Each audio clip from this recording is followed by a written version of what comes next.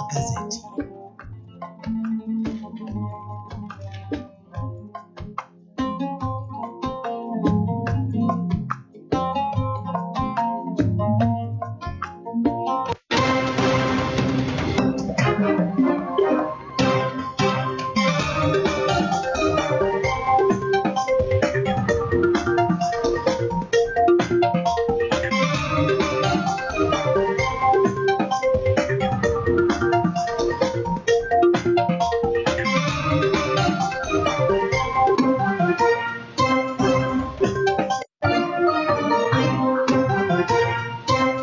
Uchambuzi wa kina wa magazeti ya kila siku. Kipindi ni Leo Magazetini, kinacholetwa kwako na Pembe Flamins. Pembe Flamins ni watengenezaji wa unga bora wa mahindi, ngano na vyakula vya mifugo. Pembe Flamins.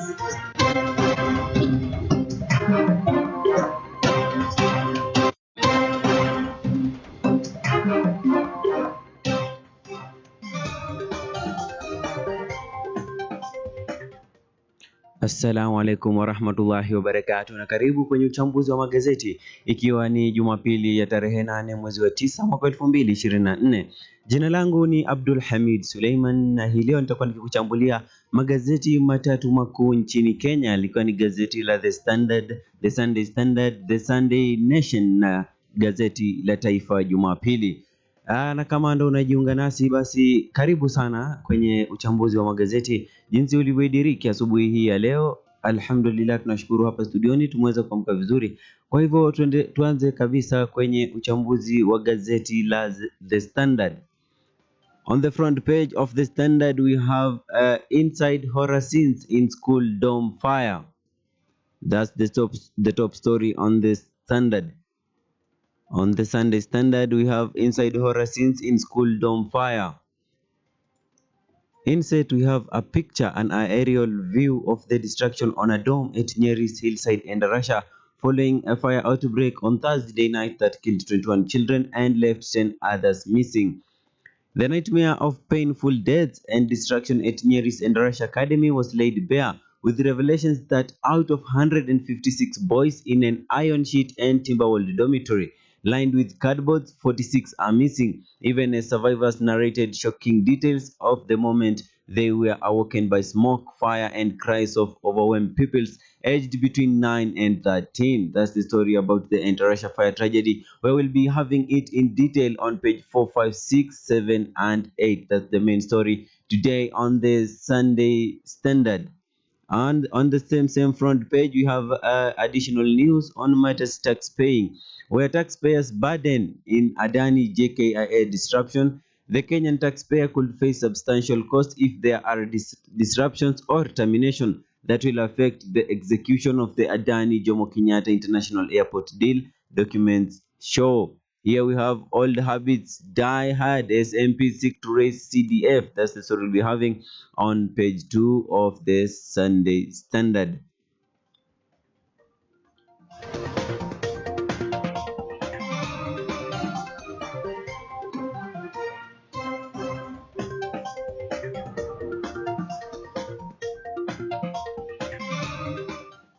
On the second page of the Sunday Standard, we have old habits die hard as MPs seek 10 billion shillings more for CDF despite bursary protest. As the country clamors for the amalgamation of all bursaries as a gateway for the implementation of free education in the country, members of parliament are instead pushing for an increment in funding to the National Government Constituency Development Fund. In a move engineered to retain the control of the bursary billions with the legislature, a draft bill sponsored by Wajir East Member of Parliament Aden Mohammed is calling for the increment of the NGCDF kitty by 10 billion shillings. Further, the analysis by the Budget Office shows that since its inception, the trend of allocation to the fund has nominally been on an upward trajectory. The amount allocated to the fund has been increasing steadily from 1.3 billion in 2003 to 53.5 billion in the 2023-2024 financial year. And here we have whereby Wajir East Member of Parliament Aden Mohammed has sponsored a bill in Parliament to have the 53.5 billion added, to have a 10 billion added to the 53.5 billion, so that it can be around 63 billion. And as he tables this bill here, we have amalgamation of all bursaries, where we saw a couple of leaders saying that all bursaries should be brought to be one kitty, so that the disbursement of the bursary should be done in a more advanced manner. We saw Chief Justice Martha Koome saying that all bursaries should be put together, but then it was met with mixed reaction by the members of parliament here, where we now see that they need an additional 10 billion, and this is NGCDF, because earlier CDF was declared unconstitutional. So the members of parliament said they are not using CDF, they are using NGCDF, National Government Constituency Development Fund. That the story, you'll find it in details on the second page of the Sunday Standard.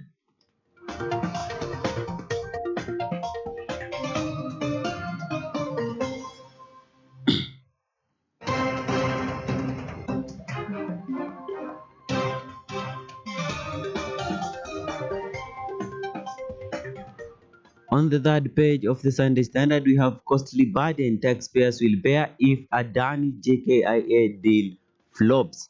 That's the story on the third page of the Sunday Standard, whereby we have Kenyan taxpayers could face substantial cost if there are disruption or terminations related to the Adani Jomo Kenyatta International Airport deal.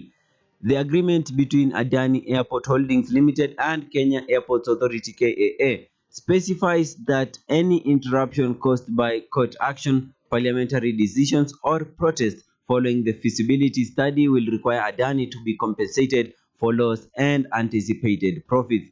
If protests persist or if Parliament enacts laws detrimental to the Adani JKA deal, Adani will seek compensation for damages, lost returns, and investment costs. So here we have the very controversial Adani JKA deal, where Adani Airport Holdings are expected to take over operations at the East Africa's busiest airport, Jomo Kenyatta International Airport. So here we have it now today, that costly burden the taxpayer if the JKIA Adani deal flops, if there are more protests, or if the parliament enacts laws to stop the deal between JKA and Adani.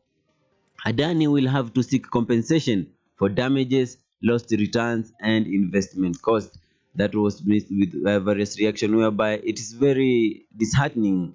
It looks like they are forcing the deal on up to the JKIA to take up, because here, as you see, according to the deal that they strike, the agreement between Adani Airport Holdings and Kenya Airports Authority (KAA), they are specifically saying that if this deal does not go through, then Adani will be paid. So Adani will be paid an annual concession fee of 50 million US dollars, which increases 10% every 5 years, and Adani to get compensation covering 100% of the debt, 150% of adjusted equity, redundancy payment, among others.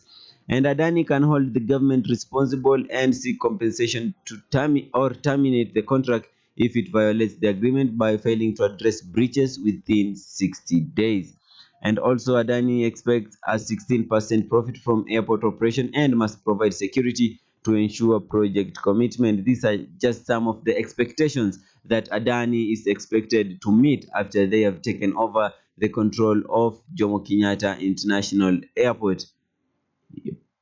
That's the story in detail on the third page of the Sunday Standard.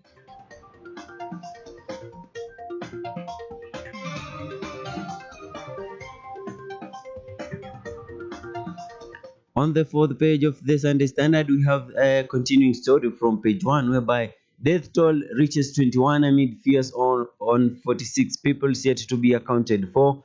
Here we still have the mightiest Hillside fire tragedy, whereby the nightmare at Hillside and Endarasha Academy in Nyeri County became apparent yesterday when it was revealed that out of 156 boys who were sleeping in the ill-fated dormitory, 46 of them could not be accounted for.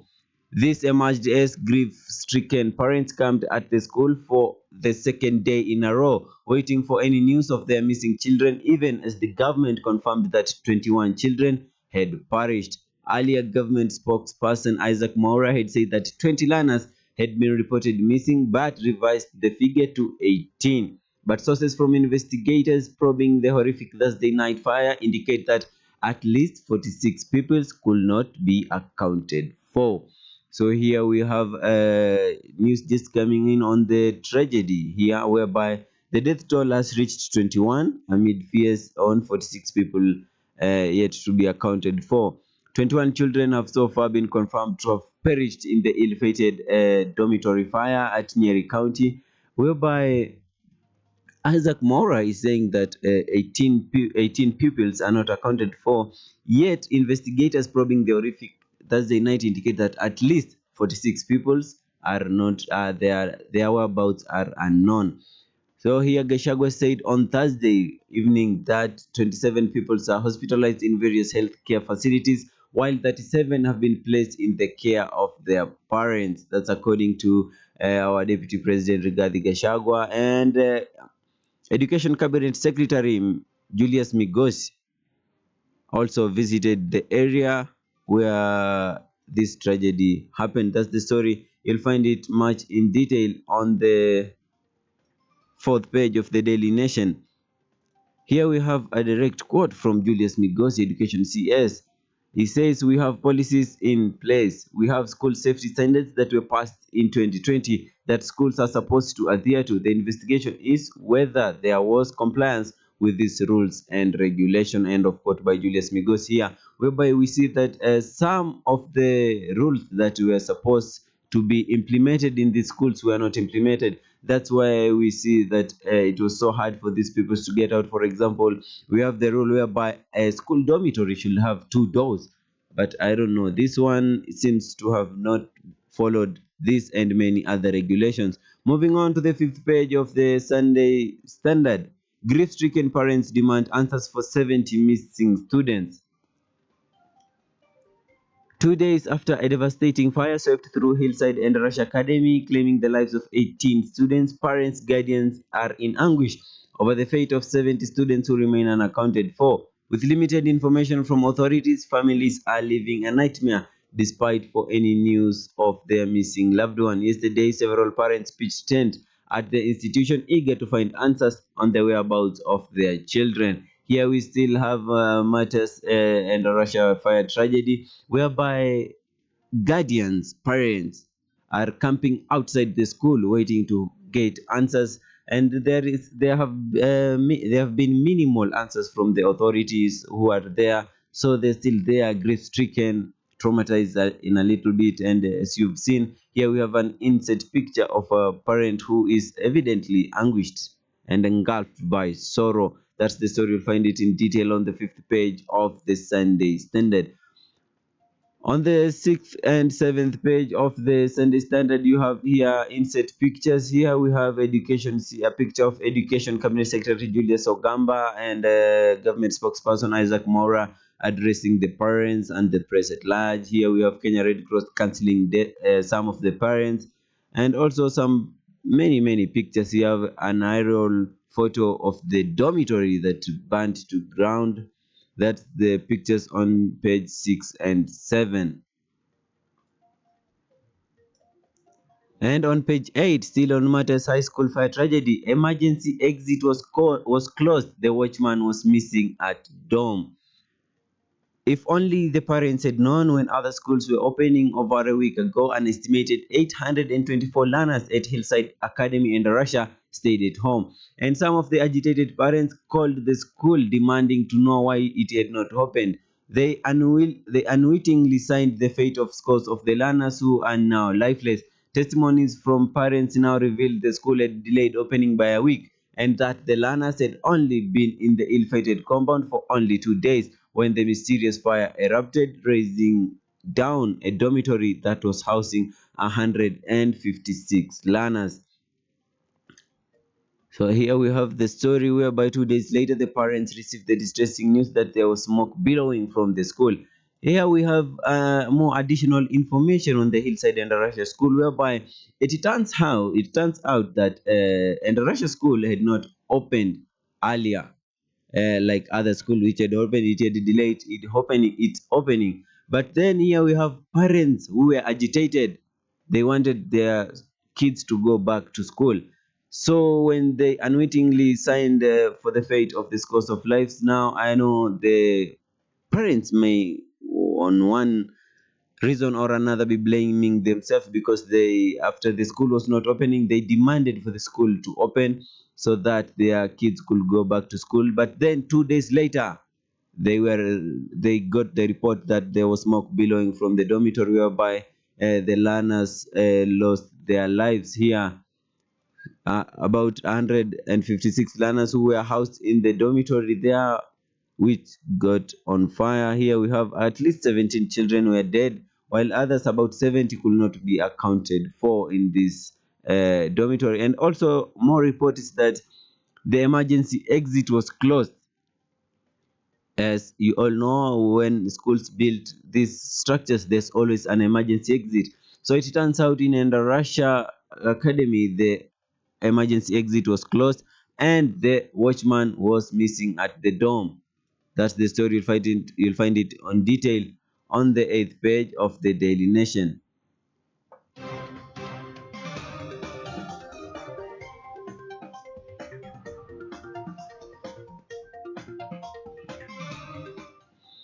On the 9th page of the Daily Nation, on matters budget, here we have state's deaf ear on austerity, splurges billions on travel and other expenses. Senior government officials have been gobbling up millions of shillings in domestic and foreign travels amid talk of austerity measures and a ballooning public debt. Controller of Budget Nyakango reports that 145 billion was declared as other expenses in the last financial year, raising concerns about the legality of such expenditures. In the National Government Budget Implementation Review Report for the year 2023-2024, Nyakango reveals that ministries, departments, and state agencies spent 27.34 billion on travel in 2023-2024. Unbelievable. The president and his deputy spent 2.2 billion on hospitality alone, as the top office shouted about assurances of austerity. Here we have matters budget. Even as the finance bill 2024 was put down by the president, which he said he will not sign it into law. He also said that we'll be having austerity measures whereby some development projects will have to stall. And also now here we see that even as the president and the top government offices say that they are putting in austerity measures, we still see that these two offices, the president and the deputy's office, use 2.2 billion on hospitality alone. This is just matters accommodation, matters food and drinks, 2.2 billion, which could have been redirected to many other purposeful uses. And also on the sense and bit, we have 145 billion being declared as other expenses. There is no a definite knowing of where this money is used. Is just declared as other expenses. That's whereby the Nyakango is raising the legality of such expenditures. The control of budget is raising concerns on such expenditures, whereby 145 billion is being declared as other expenses by government offices.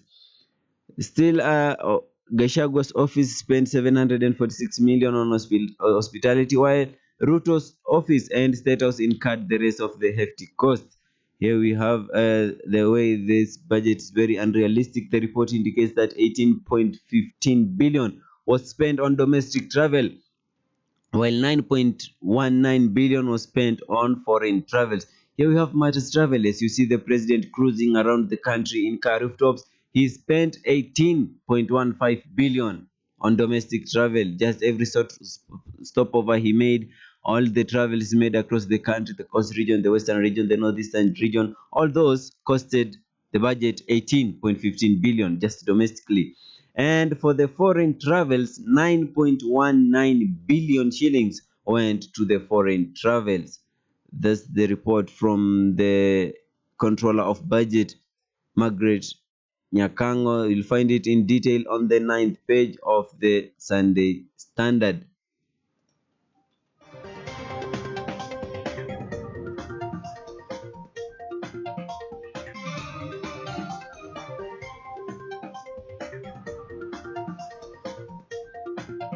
Moving on with the Sunday Standard, we'll have on page 19, President Ruto back from China Africa Summit with mixed results. President William Ruto was in an upbeat mood when he left the country to attend the 2024 summit of Forum on China Africa Cooperation FOCAC in Beijing, promising supporters in Bungoma to expect good rewards from the trip. He was expected to clinch major deals, including the long-awaited funding of the extension of the standard gauge railway SGR from Dukamoja in Naivasha to Malaba on the Kenya-Uganda border.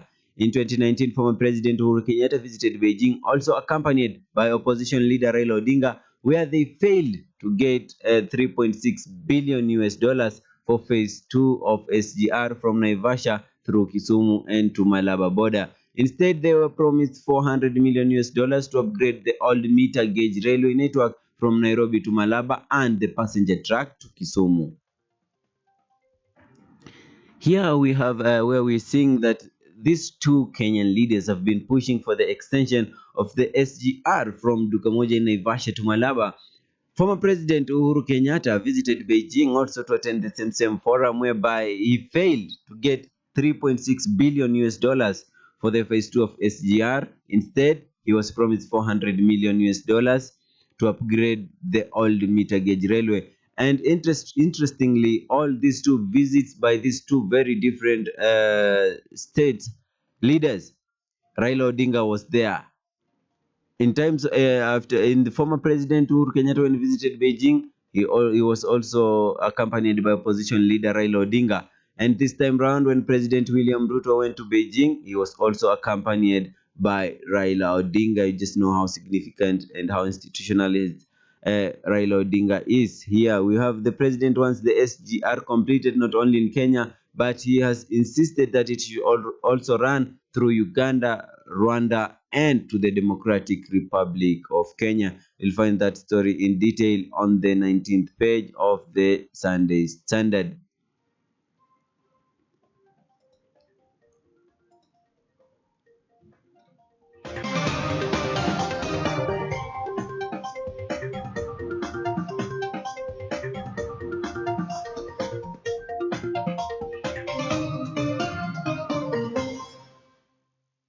Moving on to the next newspaper for today, we have the Sunday Nation, whereby the top story in the Sunday Nation is parents pain over missing children. That's the top story on the front page of the Daily Nation, whereby the process of identifying children who died in the Hillside and Rush Academy fire tragedy will begin tomorrow as the government reveals that 19 bodies had been recovered from the scene yesterday.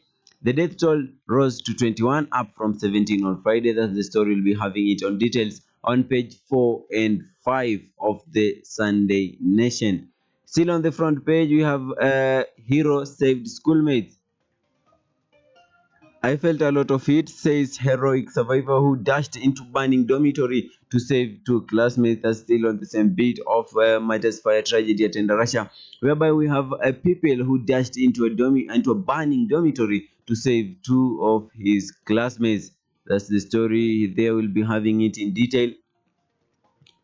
Still on the front page, you have 30 days of road accidents leave trail of horror on page 8. And Weston Hotel bags most state tenders. President William Ruto's Weston Hotel has won more government contracts than any other city hotel since Kenya Kwanza regime rose to power in 2022. The story will be having on page 19. And Matters abduction, it's like they never existed, say Warrior King. Families want to know the fate of their loved ones who were said to have been abducted. That's all on the front page of the Daily Nation. And moving forward on the second page of the Daily Nation, we have here a story on Davy Koech, the late Davy Koech, a pioneer in immunology and molecular medicine who rose to zenith of his career in medical research. Here we have curtain falls on medical science genius with many firsts, including the establishment of Kenya Medical Research Institute, Cambridge. That's where you'll find it on detail there. And here insert still on the second page of the Daily Nation, we have little known Deputy Governor Ndungu who kept a low profile. Here we have matters on Raphael Munyu Ndungu, the Deputy Governor for Lamu who just died recently. Here he became known with the news of his demise. Lamu Deputy Governor Raphael Munyondong was a man whose life was not characterized by controversies. For those who knew and interacted with him, Ndong had cultivated a cordial working relationship with his boss, Governor Isa Abdallah Timami, and they didn't harbor political ambition. In a sharp contrast to leadership wrangles pitting governors and their deputies across the country, for Ndongo, his main goal was to assist his boss succeed. Here we have our condolences from ICRFM to the peoples of Lamu County and the family and friends of Mr. Raphael Munyondongo as they mourn the departed deputy governor. That's the story. Find it on details on the second page of the Daily Nation. And moving on to the third page of the Daily Nation, baptism by fire, ministers battle crisis. Here we have an inside picture of Education Cabinet Secretary Julius Migamba visiting one of the schools in Nairobi. At least 8 cabinet secretaries are battling major crises in their ministries even before settling down. From nationwide power outages, the MPOX scare university funding model, to the recent teacher strike, threats by county workers, as well as protests over plans to reintroduce tax measures in the withdrawn Finance Bill 2024. The CSS have been on their toes amid high expectations. Here we have some of the CSs who, after President William Ruto reconstituted his cabinet secretary and appointed other opposition into the government in a broad-based cabinet. Here we have some of the new cabinet secretaries who were welcomed by crisis in their ministry. Mr. Opio Wandai, Minister for Energy, was welcomed by nationwide power outages that happened like in the past week for like two days. It happened 2 times the power outages and also lack of power in some of the places. And Dr. Alfred Mutua, who was reappointed back to the cabinet to be the Minister for Labor, here he has the risk, the threat by county workers who want to down their tools, and also the matters Adani JKIA deal there, and Mr. Justin Muturi of Public Service also is saying a lot of things about public service servants whereby they want their demands to be met. Mr. Julius Migoso Gamba, Matters Education, who is on the spot as we speak, as we have ravaging school fires that are happening across the country every day, and also the Matters teacher strike. There is facing all the newly appointed and sworn in Cabinet Secretary Julius Migos Ogamba, Mr. Davis Chirchis of Roads and Transport, also Mr. Deborah Barasa. Deborah Barasa is the Cabinet Secretary, our new Cabinet Secretary for Health, whereby we have matters MPOX. Deborah Barasa will be facing matters MPOX, how they will counter as a country, as we have reported 5 cases of MPOX in the country. And also Mr. John Mbadi, whereby he said that some of the tax measures will be reintroduced in the withdrawn Finance Bill 2024 will be introduced there. Mr. Mbadi will have to counter it very well and wisely, as the Finance Bill also brought in very many demonstrations in the country. And this comes barely a month after they took over office. That's the story on how these ministers are battling crisis in their ministries. That's the story. You'll find it on detail on the third page of the Daily Nation. Moving on to the fourth page of the Daily Nation, we have a matters tragedy here. Parents long wait for news of fire victims. Anxious parents whose children have died or remain unaccounted for after the Hillside in Russia Academy fire will have to wait until Monday or even longer to know what it is in store for them. Government spokesperson Isaac Maura said identifying children who died in the tragedy will start at Naromoru Hospital on Monday after DNA samples have been analyzed. The death toll from the fire has risen to 21 from 17. Here we have parents are very anxious to know which children are missing, which children are accounted for, and which children are unaccounted for. Here we have the government announcing that the DNA samples have been analyzed, and as we all know, some of the children of the peoples were burnt beyond recognition. They were sadly burnt beyond recognition. So we'll wait to see if they'll need to wait longer or the results they'll get, as it will start tomorrow, the identification. And also here we have Musomoro set pains to explain whereabouts of 70 children. Deputy Rigathi Gachagua said were yet to be accounted for. The yet to be accounted for 70 children are still at large, here we say. And in matters numbers in this tragedy, we have 21. It's the number of the confirmed death toll from the Hillside and Rush Academy dormitory blades by yesterday. That's the number as of yesterday. And 17 is the initial number of deaths reported. As 70 is the number that Deputy President Rigathi Gachagua said on Friday that they were unaccounted for. As 48 is the number of boys unaccounted for by yesterday, the government says. That's the story. You'll find it on details on the fourth page of the Daily Nation, of the Sunday Nation.